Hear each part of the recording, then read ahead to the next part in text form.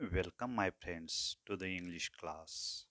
Last period, you have learnt about an inspiring lesson and epitome of courage in unit number 2.4. This lesson is a great biography of Stephen Hawking. Stephen Hawking is one of the greatest scientists in the world. He was unfortunate He was unfortunate because of his disease. That disease made him handicapped.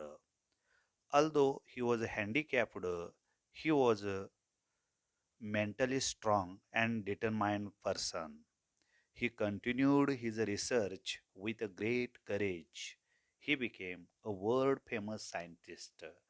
His example is very inspiring to the young generation. विद्यार्थी मित्र हो, या मागच्या तासास आपण an epitome of courage unit number 2.4 या पाठामध्ये आपण या शतकामधील एक महान वैज्ञानिक डॉक्टर स्टीफन हॉकिंग यांची प्रेरणादायक कथा आपण ऐकली, ती शिकली.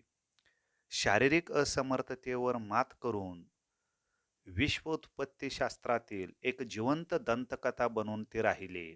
अत्यंत बुद्धिमान असणाऱ्या स्टीफन यांना संगीत आणि गणित या दोन विषयांची आवड होती.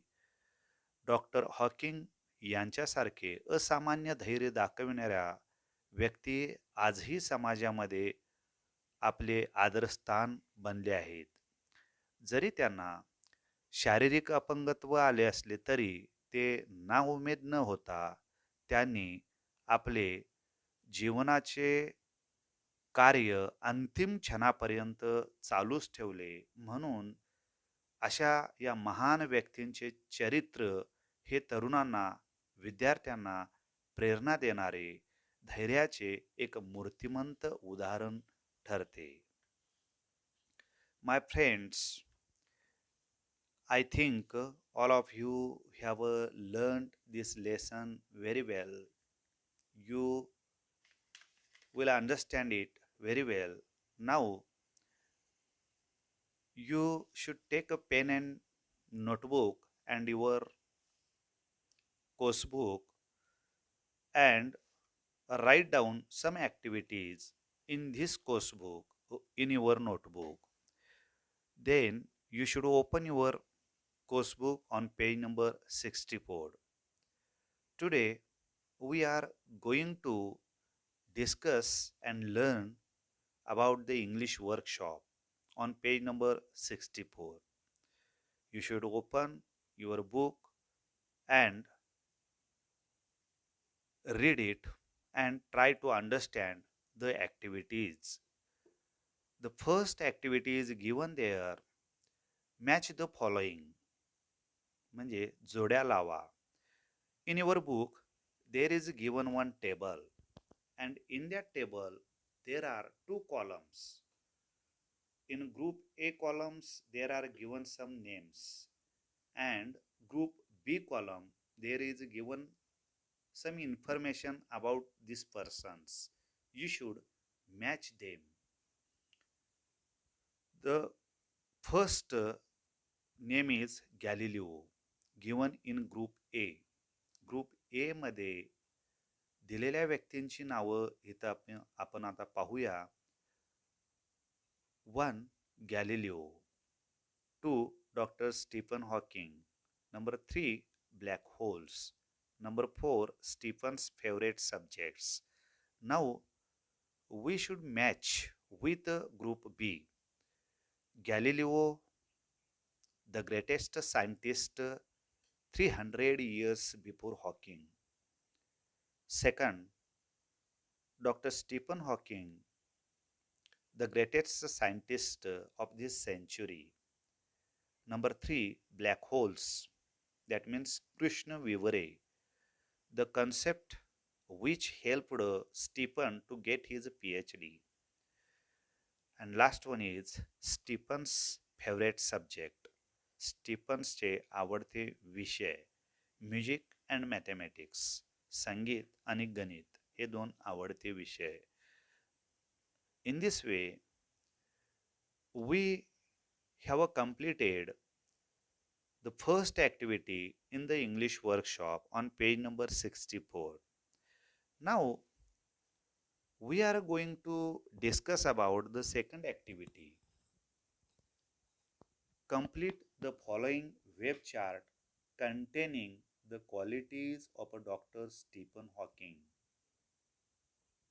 विद्यार्थी मित्र हो, पान नंबर 65 वरती तुम्हाला एक जालचित्र दिलेलं आहे आणि या जालचित्राच्या सेंटरला qualities of a Stephen Hawking, qualities of a doctor Stephen Hawking म्हणजे या जालचित्रामध्ये स्टीफन हॉकिंग यांचे जे क्वालिटीज होते, जी गुणवैशिष्ट्य होती, ती या पाठामध्ये आपण पाहिलेली आहेत.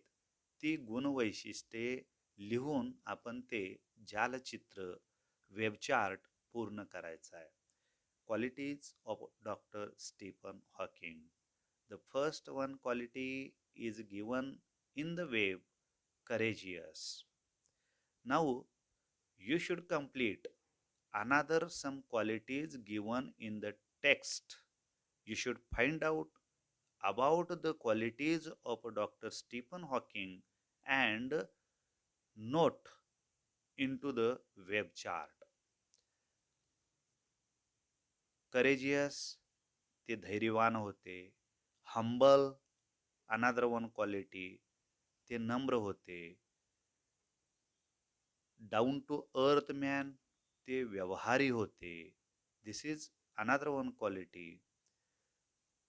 ही इज ऑप्टिमिस्टिक, ते आशावादी होते.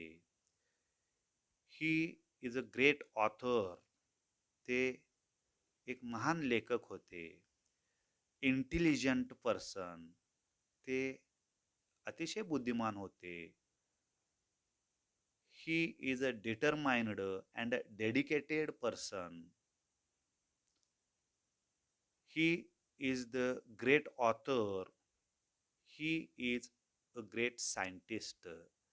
In this way, we can complete this web chart containing the qualities of Dr. Stephen Hawking. अशा पद्धतीनं त्यांची गुणवैशिष्ट्ये आपण लिहू शकू आणि ते जालचित्र इथं पूर्ण करू. विद्यार्थी मित्र हो, ॲक्टिव्हिटी शीटमध्ये तुम्हाला जर वर उतारा दिला असेल तर त्या उतार्यामध्ये 2 नंबरचा हा कॉम्प्लेक्स फॅक्च्युअल क्वेश्चन्स म्हणजे थोडासा संदिग्ध असणारा असा प्रश्न, त्या प्रश्नाची उत्तरे तुम्ही शोधून ते लिहू शकाल. 2 मार्कासाठी अशा पद्धतीचा प्रश्न तुम्हाला दिला जातो. Now we are going to discuss about the activity number 3 on page number 65. Look in your book. Try to understand the meaning of the sentences and activities, and some activities you should note down in your notebook. Activity number 3. Arrange the following statements according to the occurrence in the life history of Dr. Stephen Hawking. या ॲक्टिव्हिटीचा अर्थ असा येतो, arrange the following statements. खाली जी काही विधानं दिलेली आहेत, ती विधानं आपण जुळवायची आहेत, अरेंज करायची आहेत. According to the occurrence in the life history of doctor Stephen Hawking.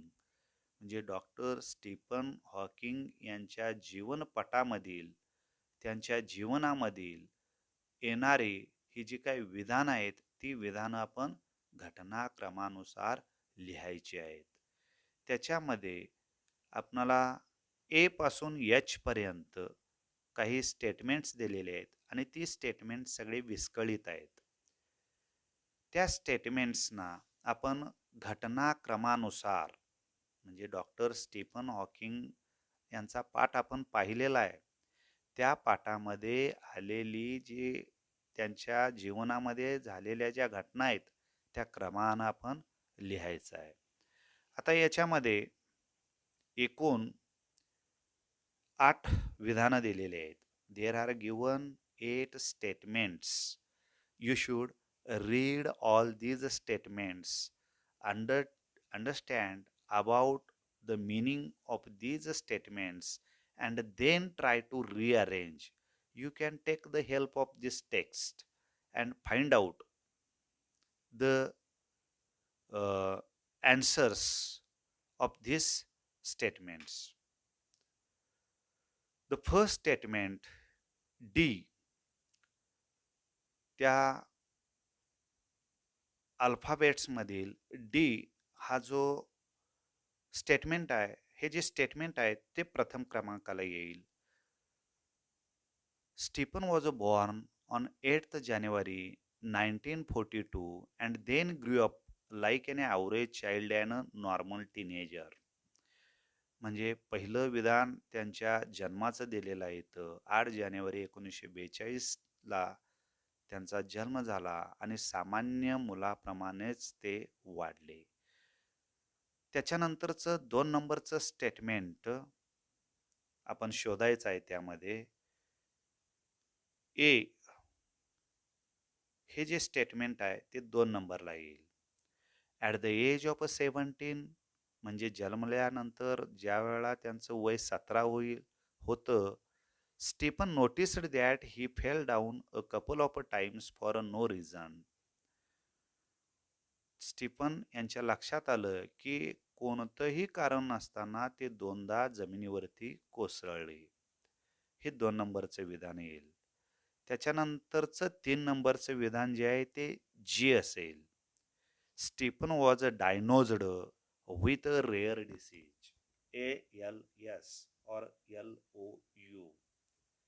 म्हणजे स्टीफन यांचं रोग निदान झाल्यानंतर असं समजलं की त्यांना एक दुर्मिळ ALS किंवा LOU हा आजार त्यांना जडलेला आहे असं समजलं. त्याच्यानंतरचं 4 नंबरचं विधान दिलेलं आहे ते F.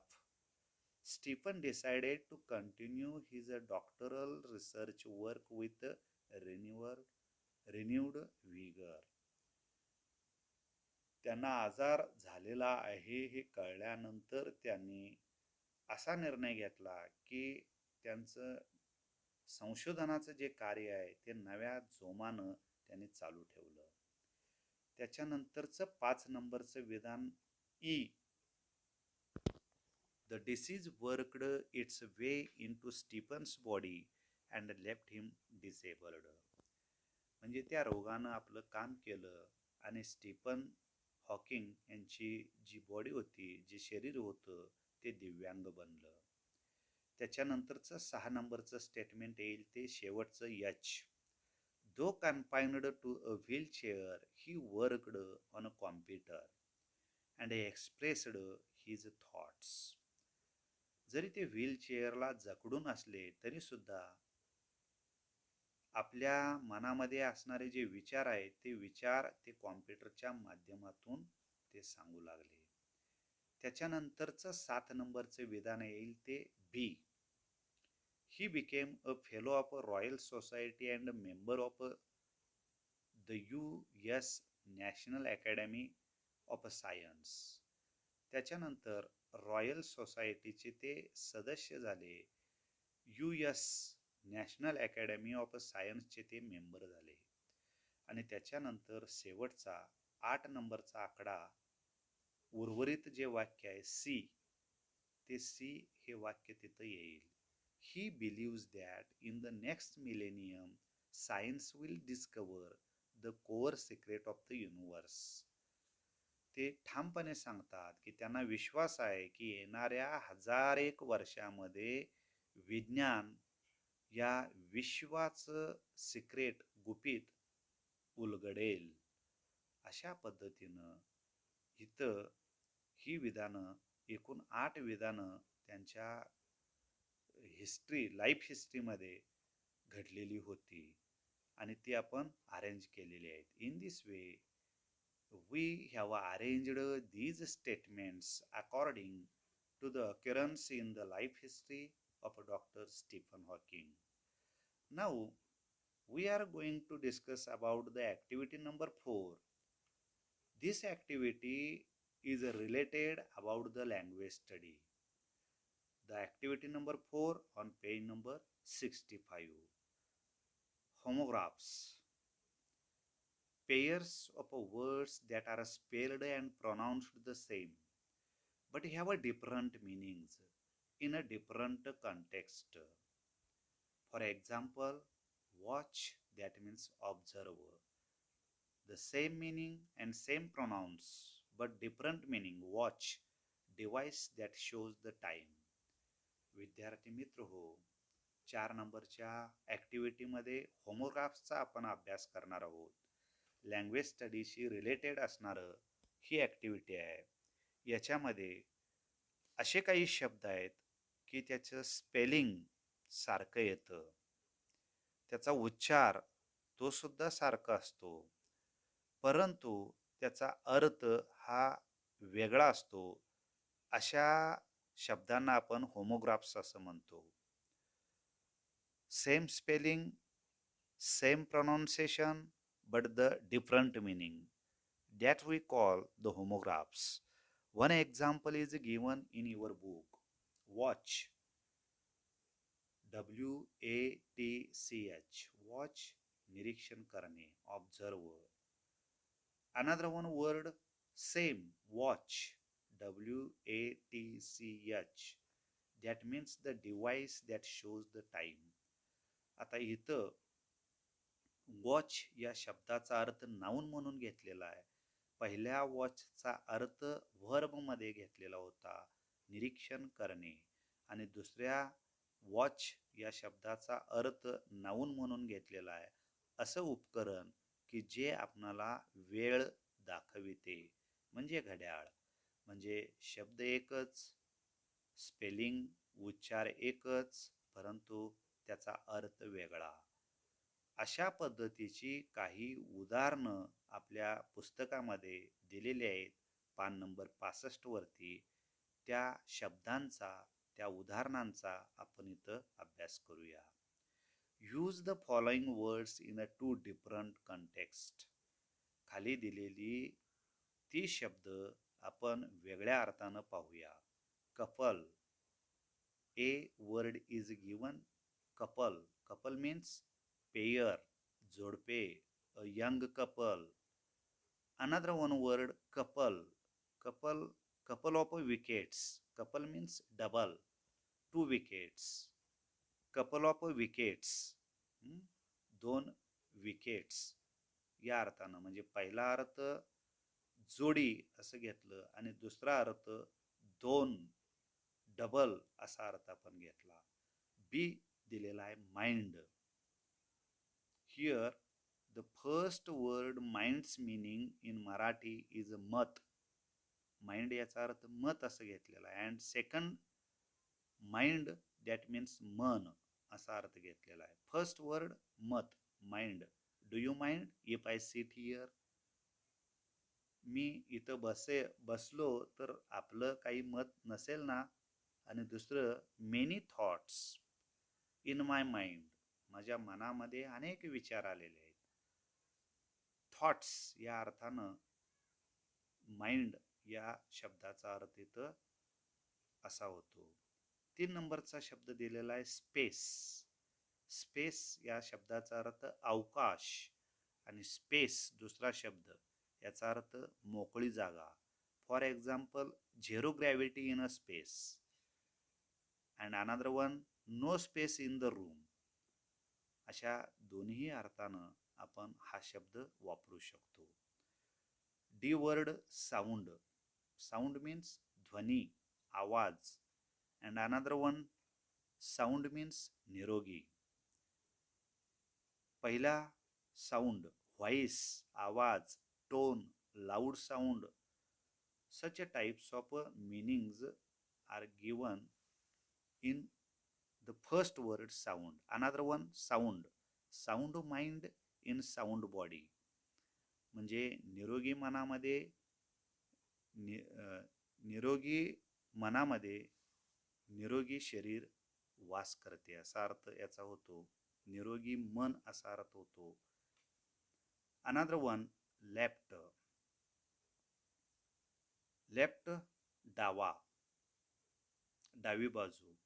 His a left side. Another one word, left.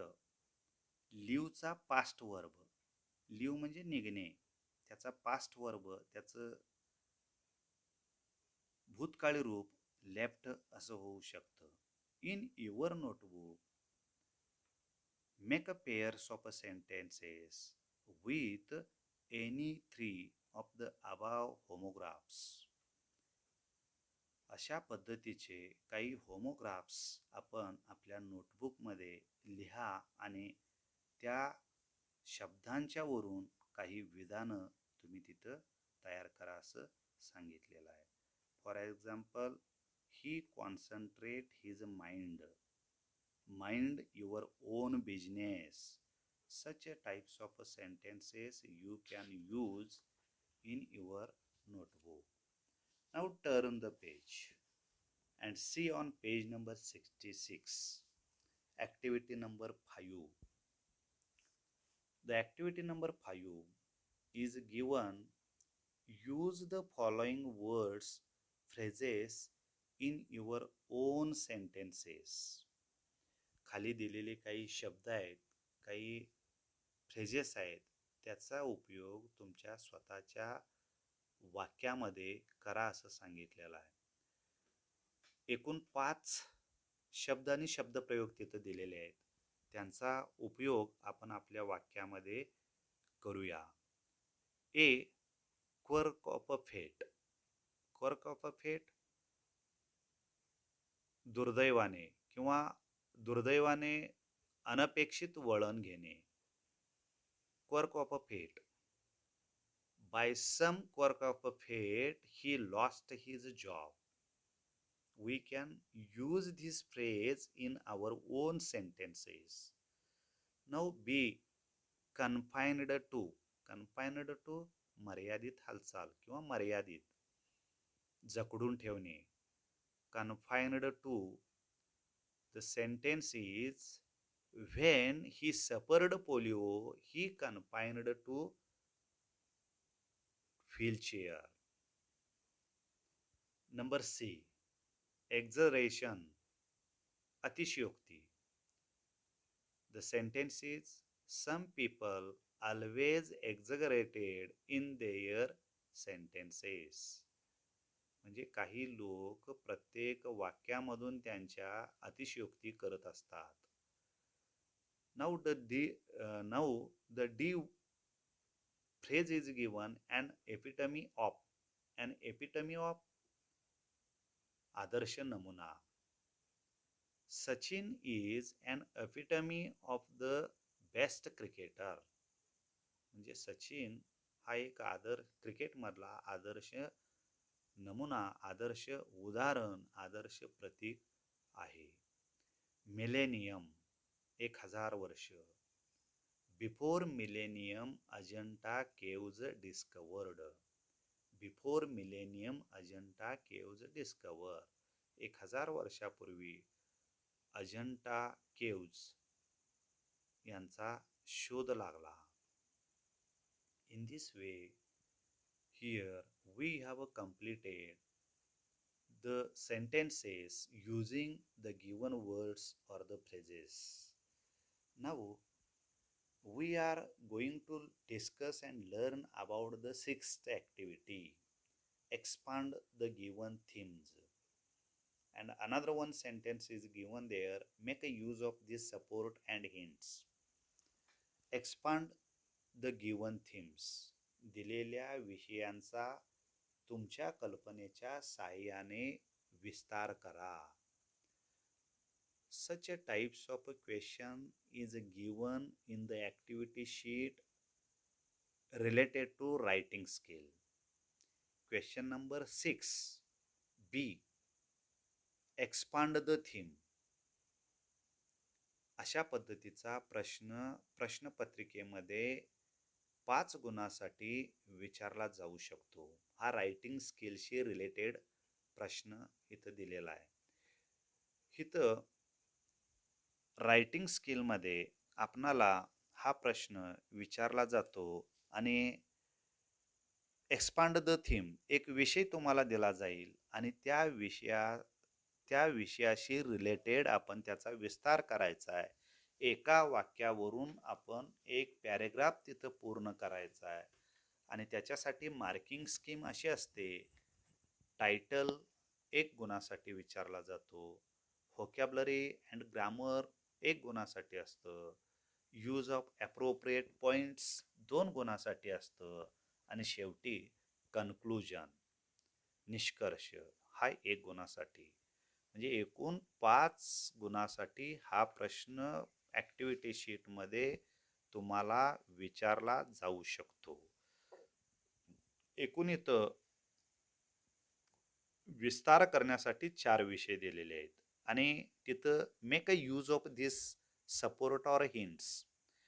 तिथं काही मदत तुम्हाला केलेली आहे, काही सूचना दिलेल्या आहेत, त्यांचा उपयोग आपण एक्सपांड द थीमसाठी करायचा आहे. पण प्रश्नपत्रिकेमध्ये अशा पद्धतीची सपोर्ट किंवा हिंट्स आपणाला दिली जात नाही. आता पहिला विषय याच्यामध्ये, if you fall ill during your final exams.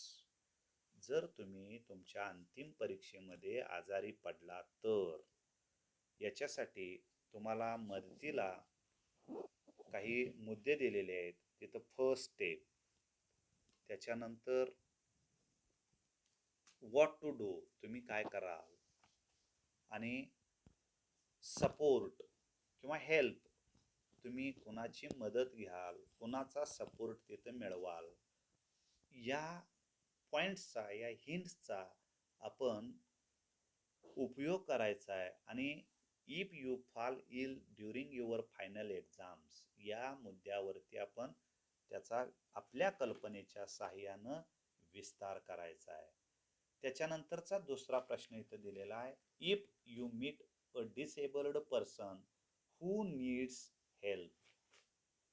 जर तुम्ही दिव्यांग व्यक्तीला भेटला की अशा व्यक्तीला मदतीची गरज आहे तर तुम्ही काय कराल. तिथं मुद्दे दिलेले आहेत, ॲक्ट, बिहॅव, कॉन्टॅक्ट होम. त्याच्यानंतरचा तिसरा प्रश्न विस्तार करण्यासाठी एक्सपांड द थीम लिहिण्यासाठी, if your friend is in a trouble. जर तुमचा मित्र अडचणीमध्ये असेल, प्रॉब्लेम त्याच्या पुढं असेल तर तुम्ही त्याला कशी मदत कराल. तुमच्या कल्पनेच्या साहाय्यानं याचा विस्तार करायचा आहे आणि तिथे हिंट्स दिलेले आहेत, gestures, body language, patience, tolerance. With the help of these supports or the hints, you can complete this subject and expand the theme. And last one subject is given there. If you meet a great person like Dr. Stephen Hawking, जर तुम्ही एखाद्या महान व्यक्तीला, doctor Stephen Hawking सारख्या महान व्यक्तीला भेटला तर तुम्ही काय कराल. तुमच्या कल्पनेनं तिथं लिहायचं आहे. सपोर्टसाठी तिथं पॉईंट्स दिलेले आहेत, plan, organise, face, handle, overcome, succeed, accomplish. In this way, you can expand the theme with the given subject. For example, here we are going to discuss about the first A activity. If you fall ill during your final exams, you can write the given supports. If you fall ill during the final exams, how you can create, how you can expand such a subject, how you expand the theme of this subject. I'm going to read about it with the help of a given supports and hints. I'm going to read here. Falling ill during the final exam. This is the title. आता मी एक नमुन्यासाठी इथं 4 विषय दिलेले आहेत, पण त्यामधला पहिला इथं विषय घेतो आणि त्याचा विस्तार करतोय. त्यामधला पहिला आपण टायटल दिलेला आहे, falling ill during the final exam. आता त्याचा विस्तार करतोय आपण. If I fall ill during my final exam, I shall feel worried in the beginning, but soon I shall collect myself and will face the problem boldly. प्रथमतः ज्यावेळा मी अशा अंतिम परीक्षेला आजारी पडेन त्यावेळा प्रथम मला काळजी वाटेल, परंतु लवकरच मी धाडस एकवटून त्या समस्येला तोंड देईन. Determinedly, I shall continue to appear for the remaining exam papers because there will be no reason getting into a panic about the final exam. I already have completed my study and revised it well before the exam. Already त्या परीक्षेचा अभ्यास मी संपवलेला असेल, मी त्या परीक्षेसाठी सामोरं जायला तयार असेन आणि कोणतंही कारण त्या परीक्षेसाठी मी न देता त्या परीक्षेला सामोरं जाईन. त्याच्यानंतर काही हिंट्स दिलेले आहेत, त्या हिंट्स प्रमाणे आपण पुढचा एक उतारा तयार करू. My parents I am sure will be there to nurse me well and look after my health, medicines, and my fast recovery. My friends also will help me in my studies. माझे मित्रसुद्धा माझ्या अभ्यासामध्ये मदत करतील. They will comfort me and give me confidence. ते मला confidence देतील. If I feel a little better, I myself will continue my studies for the final exam. So everything will fall into place. In this way, you can complete such a expand the themes and get the 5 marks in your activity sheet. For this question, there is the practice is necessary. If you do more practice, you will get more marks.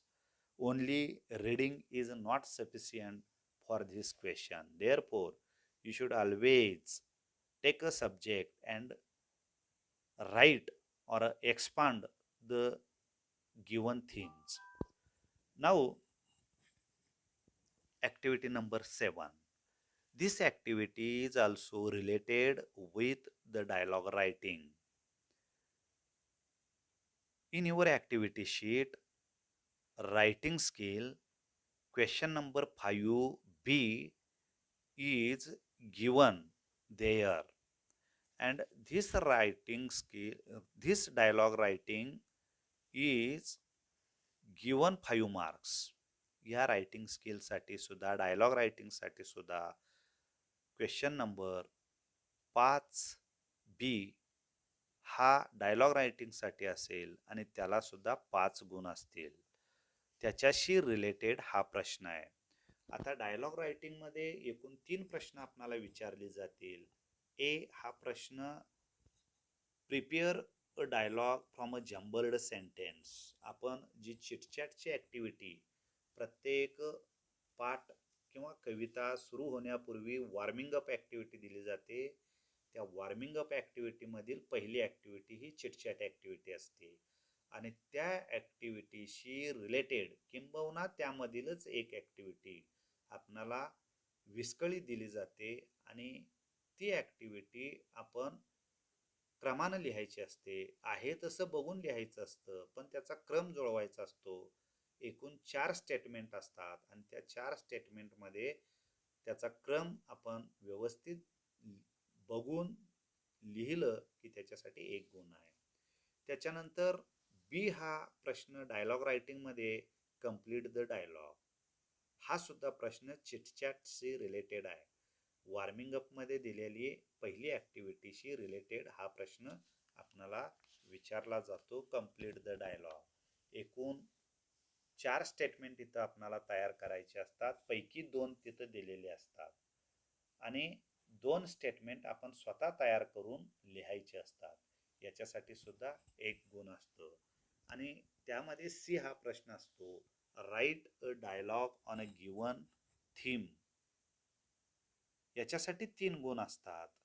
हा सुद्धा chitchat मधील कोणताही एक प्रश्न तुम्हाला विचारला जाऊ शकतो.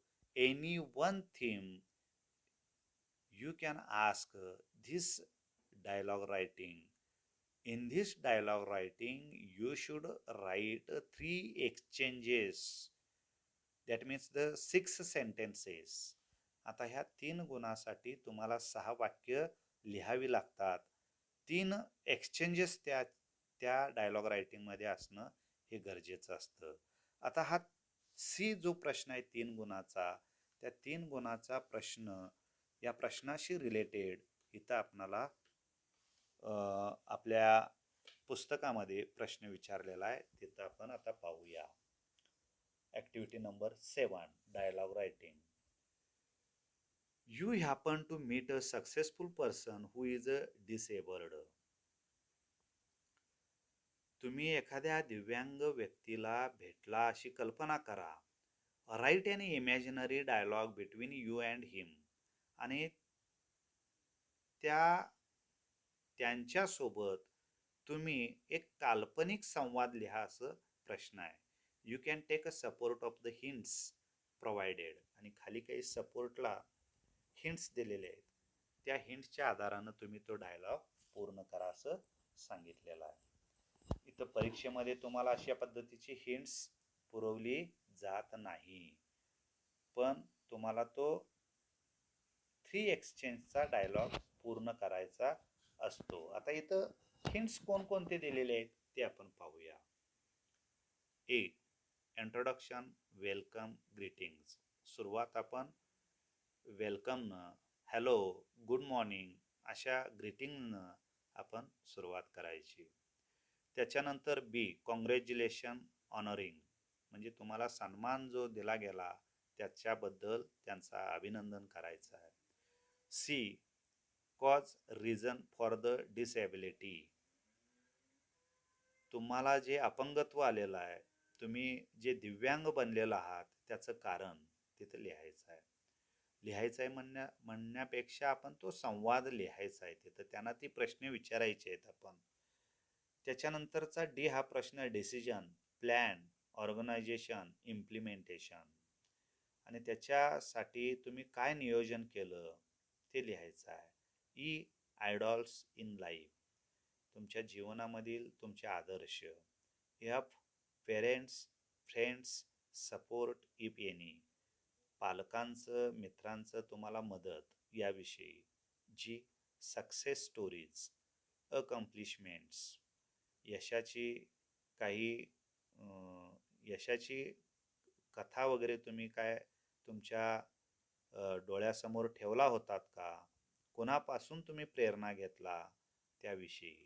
H, conclusion, final message if any, आणि शेवटचा फायनल मेसेज त्यांच्याकडून काय असेल तर तो मेसेज तिथे लिहायचा आहे किंवा कन्क्लुजन लिहून आपण तो डायलॉग पूर्ण करायचा आहे. आता इथं डायलॉग रायटिंगमध्ये एवढे सगळे पॉईंट्स दिलेले आहेत, पण आपणाला 3 गुणासाठी फक्त 6 विधानं लिहायची असतात, म्हणजे 3 एक्सचेंजेस लिहायचे असतात. आणि त्याच्यासाठी मार्किंग स्कीम तुम्हाला कशी विचारली जाते. ए 1 गुण, बी 1 गुण आणि सी साठी 3 गुण. अशा पद्धतीनं आपण हा काल्पनिक डायलॉग लिहू शकतो. For example, Rajan said, "Hello, sir. Nice to meet you. I have read that you have received the Sangeet Samrat award of our city. Congratulations." Then Sumit said, "Yes, you are right, and thank you for your good wishes." Rajan said, "You are confined to the wheelchair and both your legs are amputated. What made you disabled?" Then Sumit answered, "At the age of 5, I was crippled by polio. The disease worked its way into my legs, and they had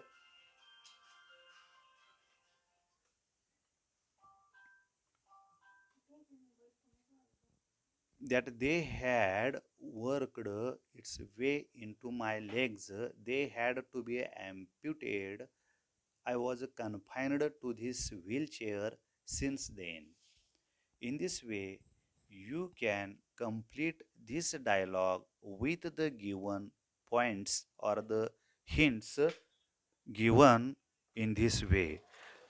Now, we are going to learn the next activity is language study. This activity is related to the language study. The question number, this activity is asked in question number 1. विद्यार्थी मित्रो, प्रश्नपत्रिकेमध्ये question number 1 हा language स्टडीचा प्रश्न असतो आणि त्यामध्ये हा प्रश्न तुम्हाला 6वा प्रश्न विचारला जातो आणि तो 2 गुणासाठी विचारला जातो. पाहूया आपण.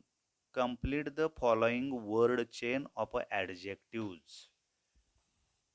विशेषणाची शब्द साखळी तुम्ही तयार करा आणि त्याच्यामध्ये शेवटच्या लेटरपासून एक नवीन शब्द तयार करा. म्हणजे एकूण 4 शब्द तुम्हाला तयार करावे लागतील. ये हा प्रश्न दिलेला आहे. क्रुअल, त्याच्यामधला शेवटचा लेटर यल आहे.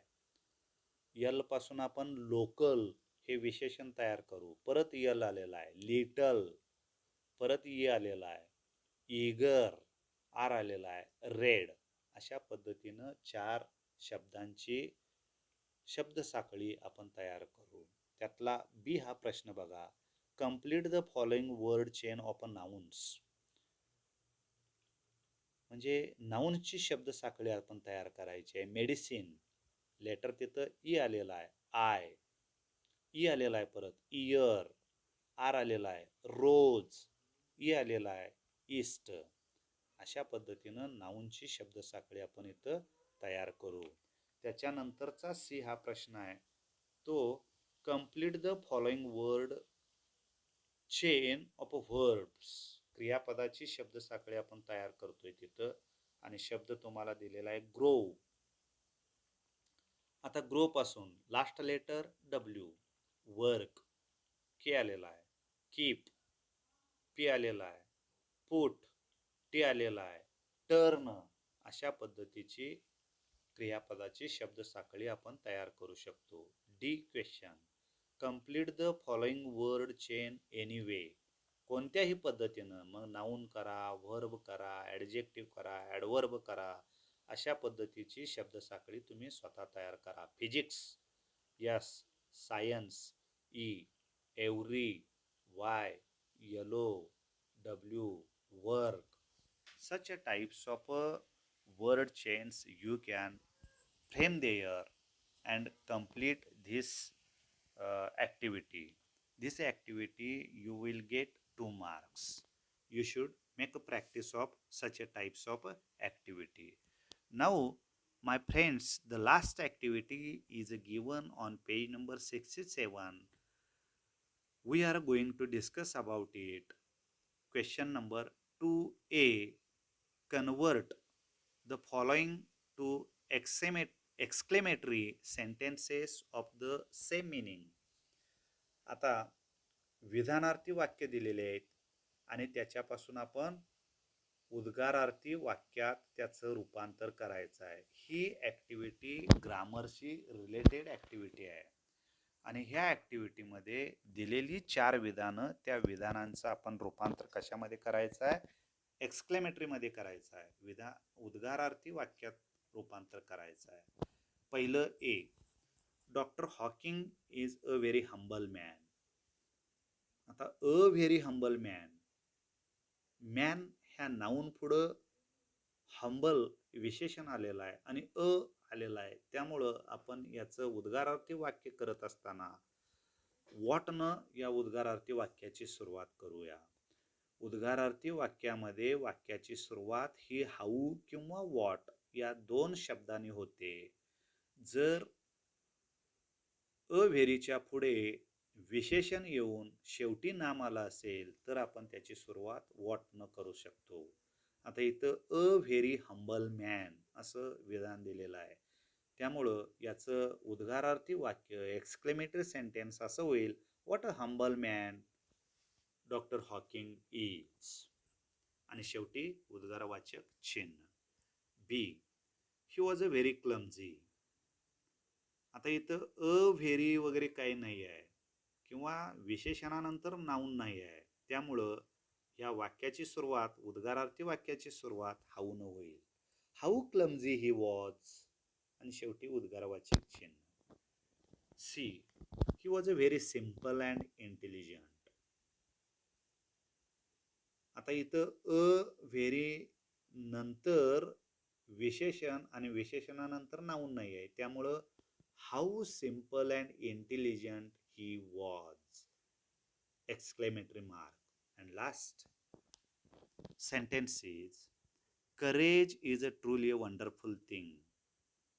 How truly wonderful a thing courage is, and exclamatory mark. Such a way we can convert these assertive sentence to exclamatory sentence. And this activity is related to the grammar activity. Now the B activity is, convert the following to interrogative or a question form. खाली दिलेल्या विधानार्थी वाक्याचं आपण काय करायचं आहे, प्रश्नार्थक वाक्यामध्ये त्याचं रूपांतर करायचं आहे. एक गुणासाठी वर दिलेला किंवा म्हणजे एक्सक्लेमेटरी किंवा इंट्रॉगेटिव्ह अशा पद्धतीची विधानं, ट्रान्सफॉर्मेशन ऑफ अ सेंटेन्स या सदराखाली तुम्हाला विचारली जाऊ शकतात. एकूण 4 विधानं दिलेले आहेत, विधानार्थी आहेत, त्याचं आपण काय करत आहोत, इंट्रॉगेटिव्ह सेंटेन्स म्हणजे प्रश्नार्थक वाक्य करत आहोत. The prognosis was bad. आता या वाक्यामध्ये वॉज हे सहाय्यक क्रियापद दिलेलं आहे. ते सहाय्यक क्रियापद उचलून आपण सुरुवातीला ठेवलं आणि आहे तसं वाक्य लिहून शेवटी प्रश्नचिन्ह दिलं की त्याचं इंट्रॉगेटिव्ह सेंटेन्स तयार होतं. The prognosis was a bad. Was the prognosis bad? Question mark. Second sentence, Stephen decided to continue his research. आता ह्या वाक्यामध्ये, या विधानार्थी वाक्यामध्ये सहाय्यक क्रियापद कोणतंही दिलेलं नाही. आता तिथं मुख्य क्रियापद दिलेलं आहे डिसाइडेड आणि त्यामुळं आपण डू, डज, डीड ह्या टू डूच्या फॉर्मच्या मधून आपण डिसाइडेड भूतकाळी इथं क्रियापद आल्यामुळं डीड हे सहाय्यक क्रियापद आपण तिथं ठेवायचं आहे. Did Stephen decide to continue his research? Question mark. Decided या शब्दाऐवजी आपण तिथं डीड सुरुवातीला वापरल्यामुळं मुख्य क्रियापदाचं डिसाइड हे रूप आपण घेऊ.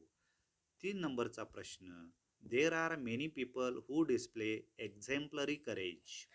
आता ह्या विधानामध्ये आर हे सहाय्यक क्रियापद दिलेलं आहे. ते आर हे सहाय्यक क्रियापद त्या वाक्याच्या सुरुवातीला ठेवून आहे तसं वाक्य लिहून शेवटी आपण प्रश्नचिन्ह लिहू म्हणजे ते इंट्रॉगेटिव्ह सेंटेन्स बनेल.